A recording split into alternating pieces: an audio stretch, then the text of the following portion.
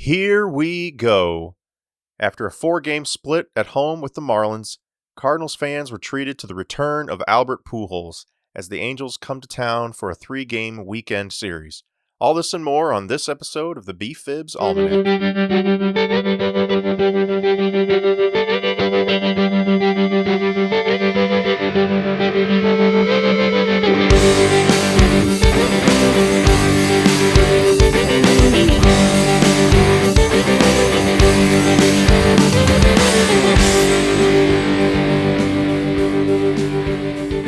All right.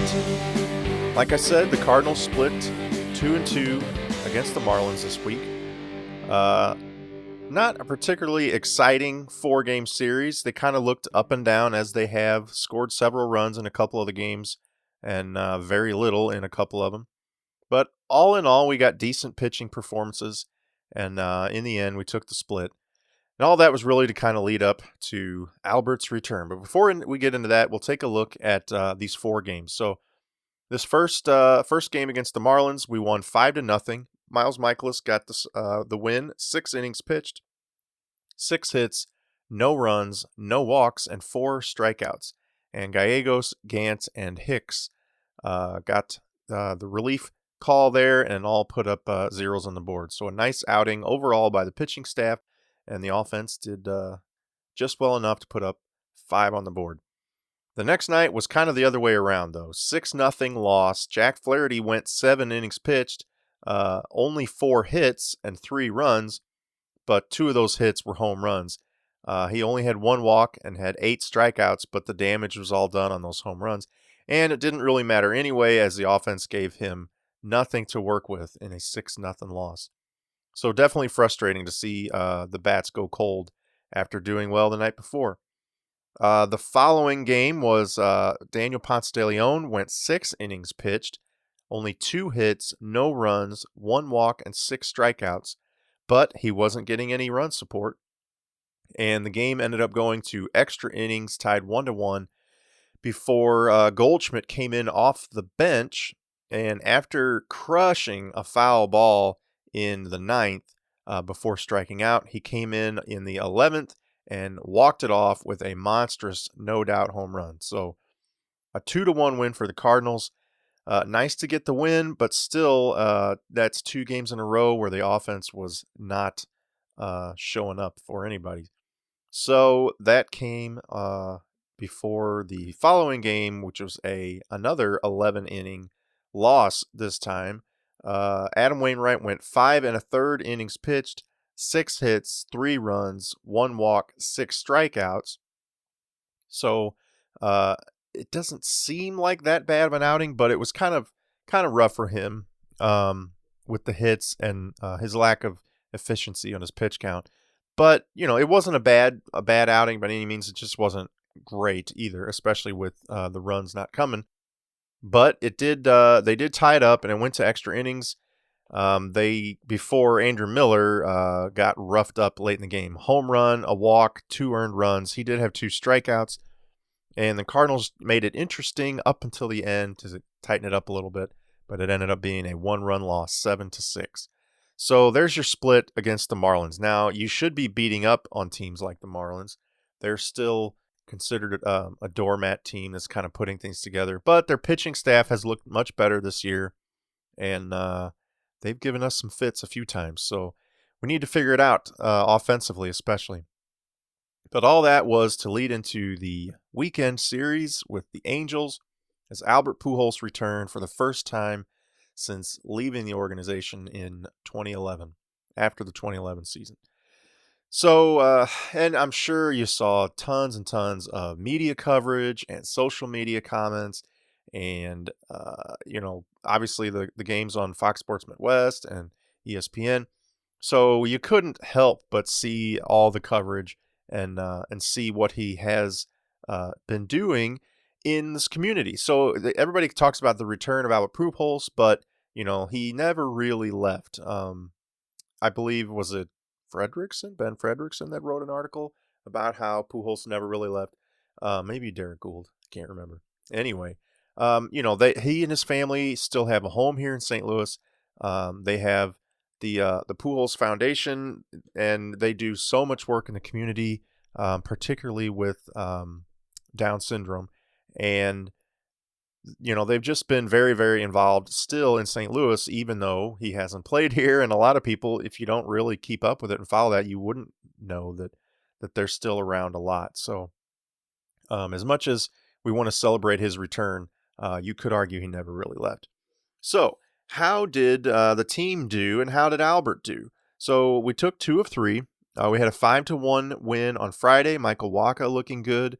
A 4-2 win on Saturday. Dakota Hudson looked very, very good. He did give up the solo shot to Albert, which we'll get into. And then tonight, Sunday night, was a 6-3 loss. Miles Michaelis was not sharp after his very good last outing. And the Cardinals made it interesting in the ninth, put a couple more runs up on the board, and had guys in scoring position, right up until that last out. But it was not to be. But two of 3 against the Angels, you'll take that. Now, Albert went 1 for 2 in his first game on Friday. He legged out a single, kind of got that motor truck in there. He also had a walk. And on Saturday, he went 1 for 4 with the home run, the no-doubt line drive into the bullpen. And then tonight on Sunday, he was 2 for 5 with a couple singles and 3 groundouts. So for the series, he was 4 for 11. I think if you're Albert and if you're the Angels, you'll take 4 for 11 for sure. So a good return for him. Lots of standing ovations and a couple curtain calls in there. Lots of emotion, lots of hugs and all that stuff. But good to see him back. The Cardinals fans treated him very well. I kind of wondered, if he was going to hear any boos. I'm sure there were some, but they were definitely drowned out by the cheers. And, a lot's been made out of his departure and the contract and all that. I know I have been outspoken with my distaste for the way he left. I felt like he felt underappreciated and it just seems so ridiculous at the time when we were talking about the difference in contracts and this expectation that the Cardinals should outbid anybody who comes along. Interestingly enough, it turns out the Cardinals were not even in second place in the running for Albert Pujols. Apparently, it was reported just this past week that the Cincinnati Reds actually had the second highest bid, and they actually thought they were going to sign him up until the last second when he signed with the Angels. So he almost stayed in the Central Division, the NL Central. So how interesting would that have been? All right, let's take a look at, or I thought it would be interesting to see what Albert's stats are for this season and how that compares to some of the other current Cardinals. So he is slashing .237 average, .309 on base, .448 slugging for a combined OPS of .758. So those aren't tremendous numbers, but they're not bad at all. 13 home runs. I think a lot of people would be surprised to hear that he has 13 home runs already. 41 RBI, 25 walks, 27 runs scored, and all that adds up to a 0.2 WAR.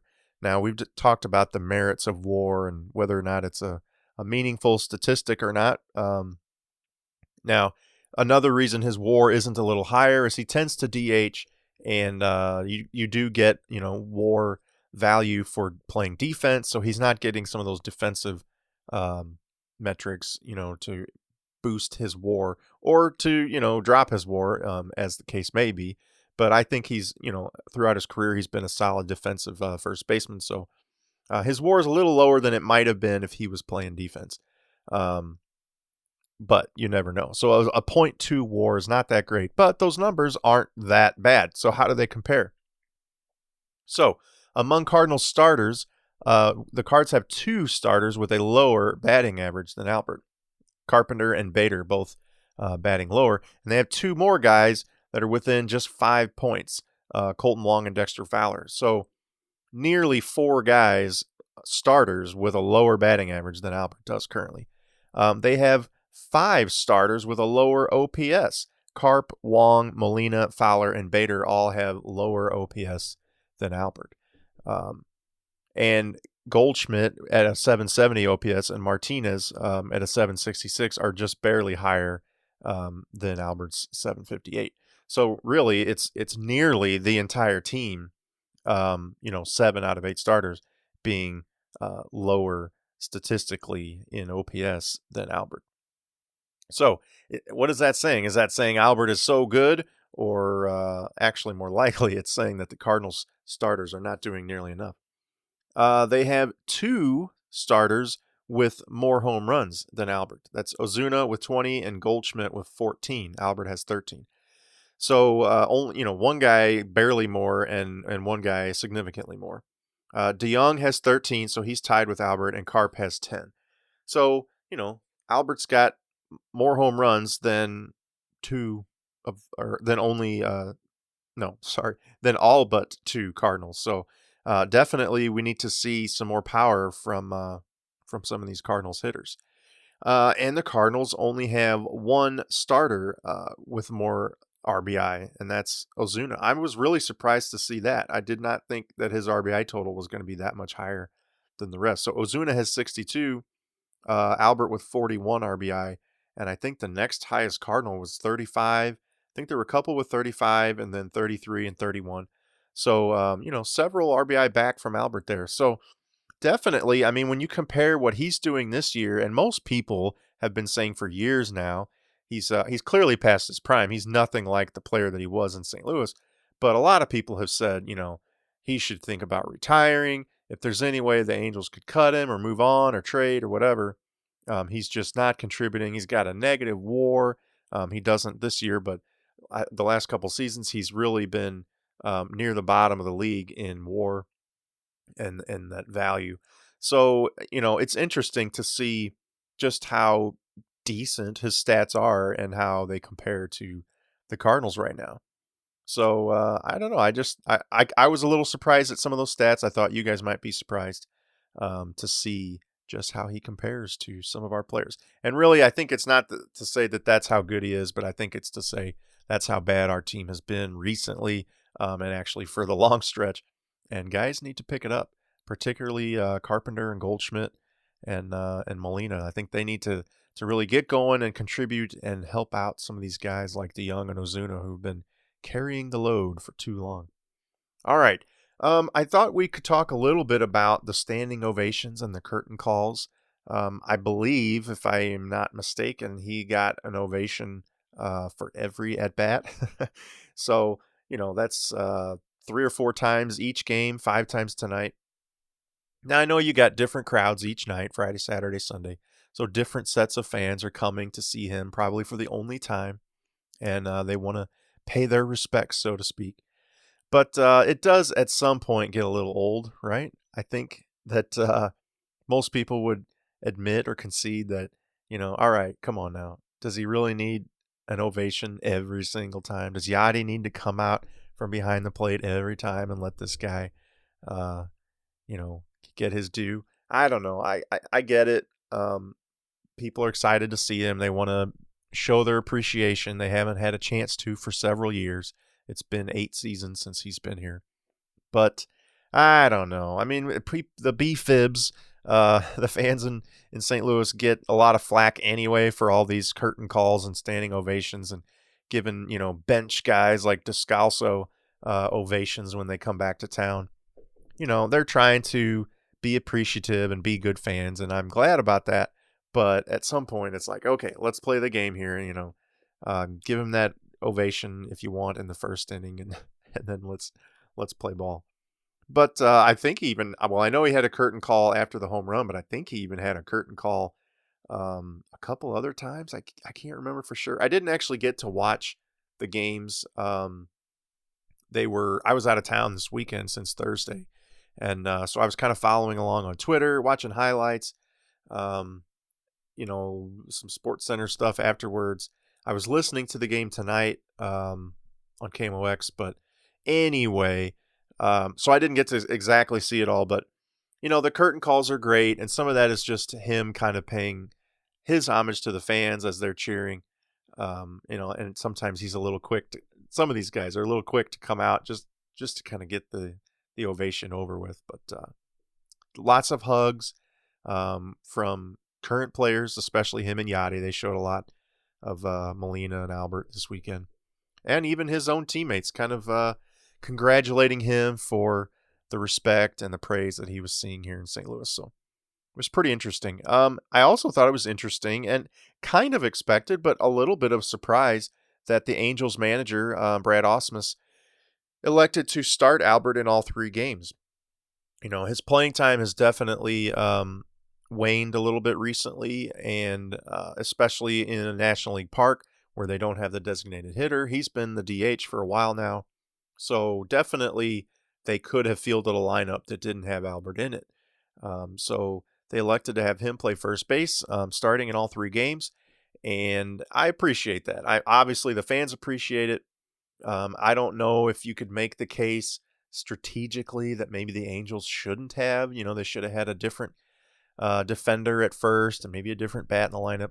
But I thought it was, good on Ausmus for giving the fans what they wanted to see and honestly giving Albert the opportunity to get that recognition. So as much as we kind of joke a little bit about, whether the fans should be giving these ovations constantly, it was kind of nice of their manager to allow him to experience that. And apparently, at least according to, what he said outwardly to the media and fans, it was a pretty exciting experience for him, a special moment the entire weekend.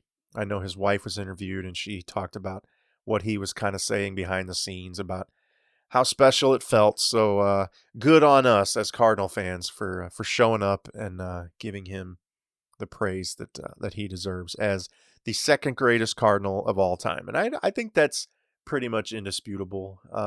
Definitely during his Cardinals years, you could argue that his time in Anaheim has tarnished his overall image in baseball.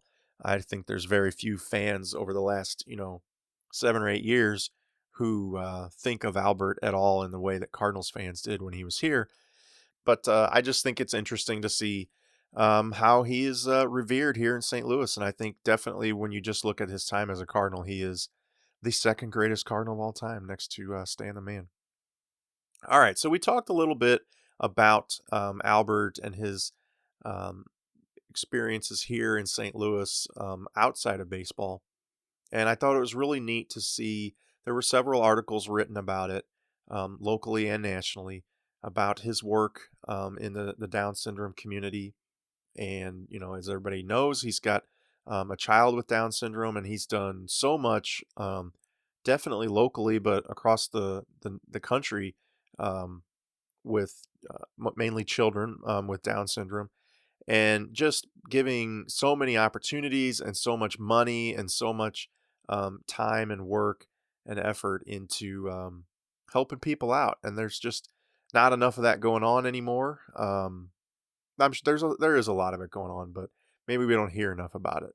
And definitely good when you've got a person with means, who does everything they can to help out other people. So it's definitely exciting. It's tear jerking. It's emotional, and to see him taking off his jersey and autographing it for a young fan, and leaving the field during batting practice to go up and hug some kids, somebody that he knew from his work in the city, a young fan with Down syndrome, and just he's not doing it for the publicity. He's not doing it to get on camera. Um, he's doing it because he's a nice guy, and he knows that it's appreciated, and he appreciates them, and it's just cool.